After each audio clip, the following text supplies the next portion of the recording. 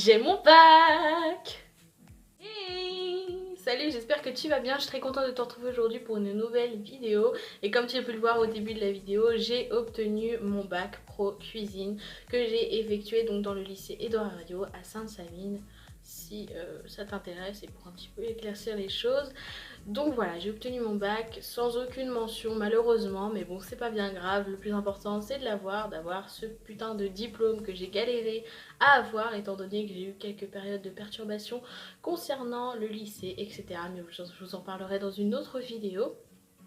Et donc dans cette vidéo je vais vous parler de mes projets, enfin de ce que je compte faire maintenant que j'ai mon bac et que j'ai fini le lycée. Dieu merci, ça fait quand même un certain bout de temps que je suis à l'école, si on compte CP, CE1 et tout ce qui suit. Ça fait un certain moment que je suis donc dans le monde scolaire et maintenant c'est terminé.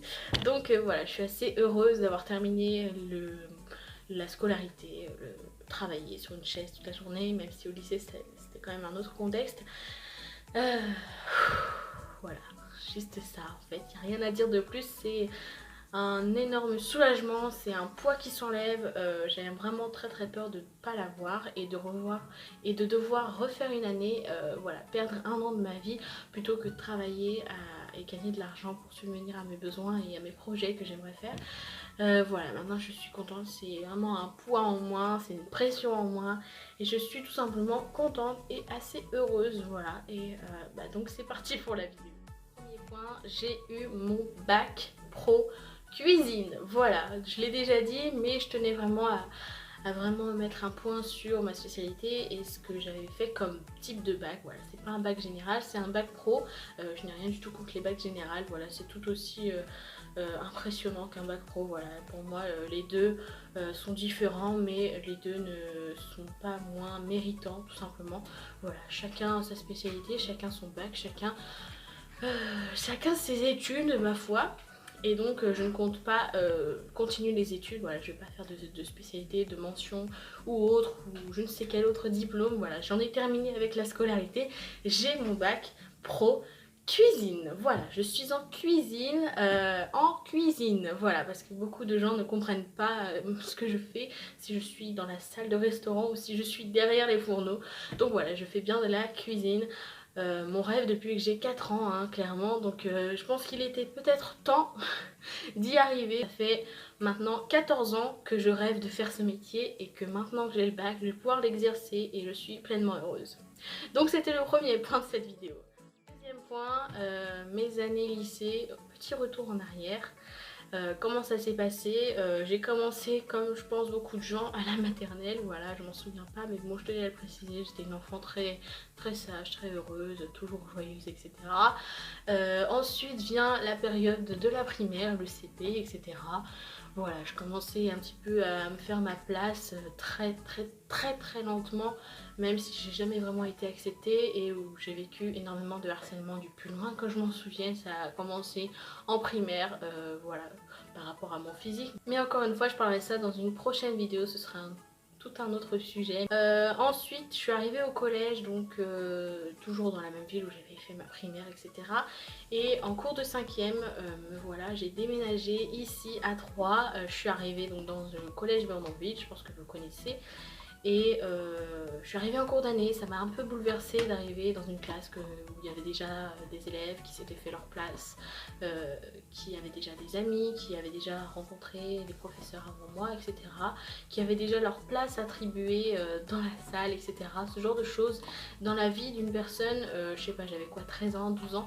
Dans la vie d'une petite fille de 12 ans, forcément c'est un petit peu particulier, voilà, je l'ai bien vécu, mais ça aurait pu être mieux je trouve. Je serais arrivée directement en 5e sans être arrivée en cours d'année, je pense que ça aurait été mieux, ça aurait été plus simple pour moi, mais bon c'est pas grave, c'est comme ça. Ma 3e je l'ai fait dans un lycée, donc très vite j'étais dans un lycée, voilà, j'ai terminé ma scolarité de collège dans un lycée.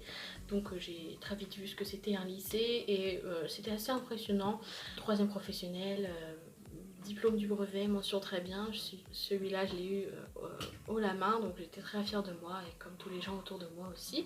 Et ensuite me voilà au lycée Édouard Herriot en seconde, j'étais heureuse. Et puis j'étais j'étais up, vraiment j'étais très très up et j'ai vite down en fait. Je suis vite redescendue du... Je suis vite redescendue de mon nuage tout simplement. Puisque je me suis rendu compte que c'était vraiment très très compliqué. Je pensais ça beaucoup plus facile puisque j'avais déjà fait 3 stages plus une journée d'insertion dans ce même lycée et bah, je trouvais ça, enfin voilà, la vie de lycée comparée à la vie en monde professionnel, au stage etc, c'était pas du tout ce que j'imaginais et une journée en immersion c'était vraiment rien comparé à 3 ans au lycée Édouard Herriot. Voilà, j'avais pas tout vu, j'avais pas vu la difficulté que c'était, surtout pour une personne comme moi. Voilà, je me mets pas à part mais juste voilà, vous avez qu'à regarder mon physique pour comprendre, j'ai pas les mêmes facilités que tout le monde, qu'une personne qui va peser par exemple 60 kilos.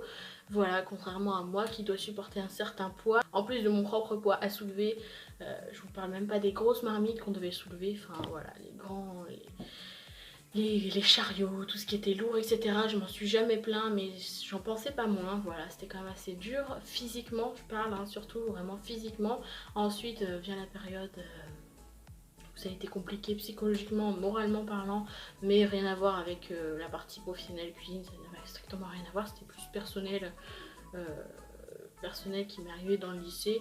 Voilà, après encore une fois ma chaîne YouTube, bah voilà, encore une fois un secret pour personne, et le lycée de Hario comprend à peu près, je sais pas, quelque chose comme 3000 élèves, beaucoup d'élèves, beaucoup plus d'élèves que dans un petit collège style Bourdonville, donc forcément tout le monde connaissait Paloma, voilà. Paloma Créa surtout, hein. Tout le monde connaissait Paloma, Paloma par-ci, Paloma par-là, on n'entendait que parler de moi pendant, je sais pas, peut-être un mois ou deux, voilà, ça n'a pas duré bien longtemps, ça s'est tassé comme tout, hein.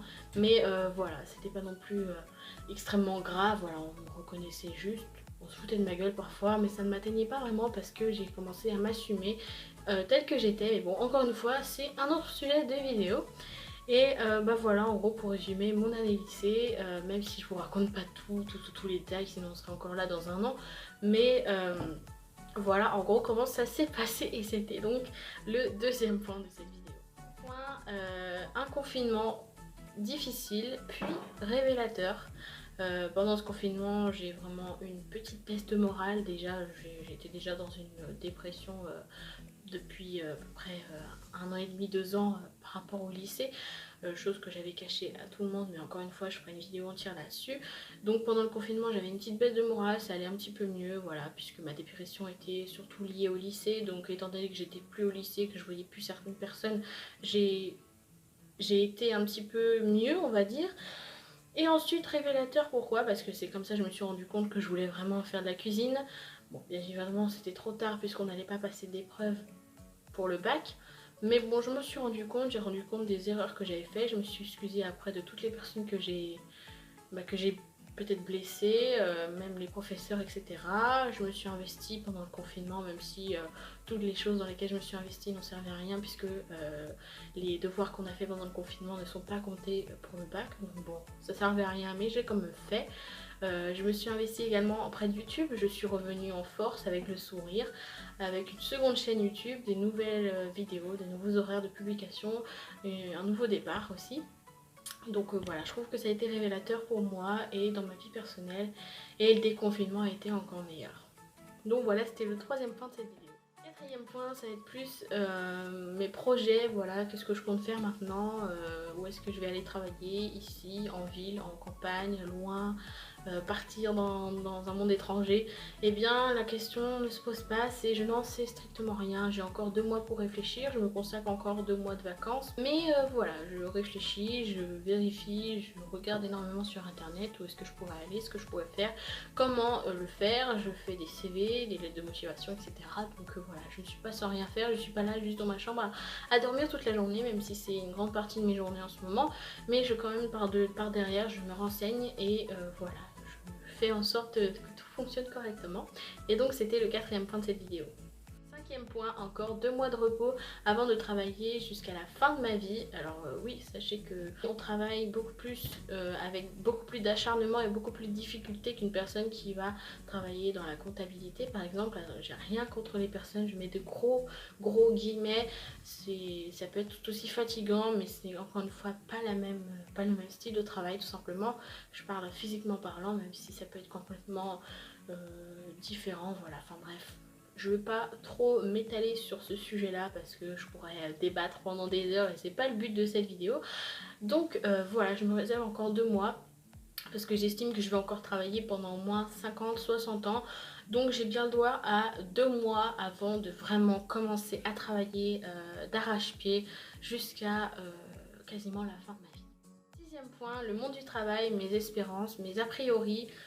Concernant mes espérances, j'espère vraiment tomber dans quelque chose de bien et de trouver facilement, même si ce ne sera pas de tout repos je pense.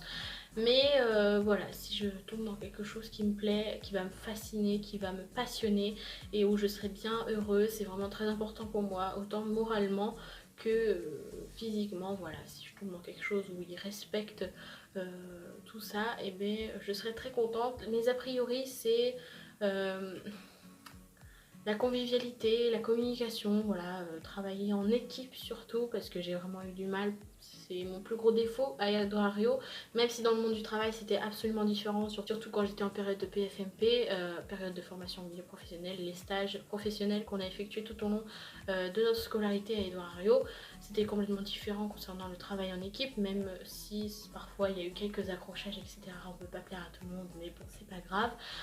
J'ai quand même eu beaucoup plus de mal à Edoario au niveau du travail d'équipe qu'en période de stage, mais voilà, j'ai quand même des a priori à ce sujet là parce que j'ai peur d'avoir du mal à m'intégrer ou ce genre de choses, mais voilà, et surtout des a priori par rapport à ma chaîne YouTube.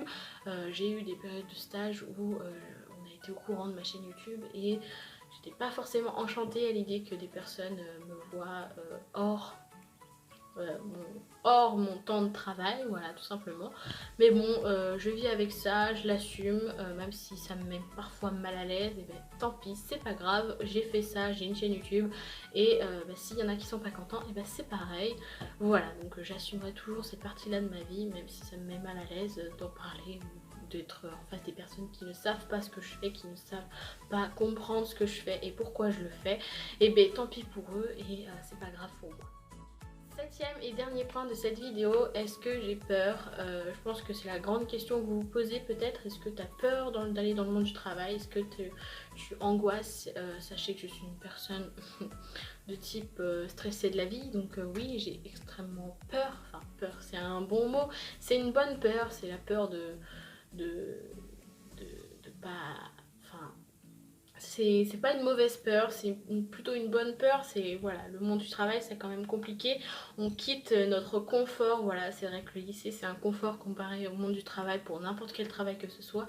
Vraiment le lycée comparé à une entreprise, travailler, voilà, c'est vraiment totalement différent. Être assis sur une chaise c'est beaucoup moins difficile que d'être dans une cuisine pendant 8 heures derrière les fourneaux. C'est vrai que ça n'a strictement rien à voir. Mais c'est de la bonne peur, je suis angoissée, pas forcément, mais voilà, encore c'est parce que j'ai pas encore trouvé le bon endroit et parce que je dois encore réfléchir à où est-ce que je vais aller, si je vais aller là ou là. Mais voilà, je suis confiante et je pense que je vais trouver. Donc voilà, c'était le septième et dernier point de cette vidéo. Voilà, cette vidéo est à présent terminée, j'espère qu'elle t'aura plu. Si c'est le cas, n'hésite pas à la liker, à commenter pour me dire ce que tu en as pensé et à t'abonner à ma chaîne YouTube, ça me ferait super plaisir. Et n'oublie pas d'activer la petite cloche pour être au courant de toutes mes nouvelles vidéos qui sortiront prochainement. Et sur ce, prends soin de toi, je te dis à bientôt pour une prochaine vidéo. Bye!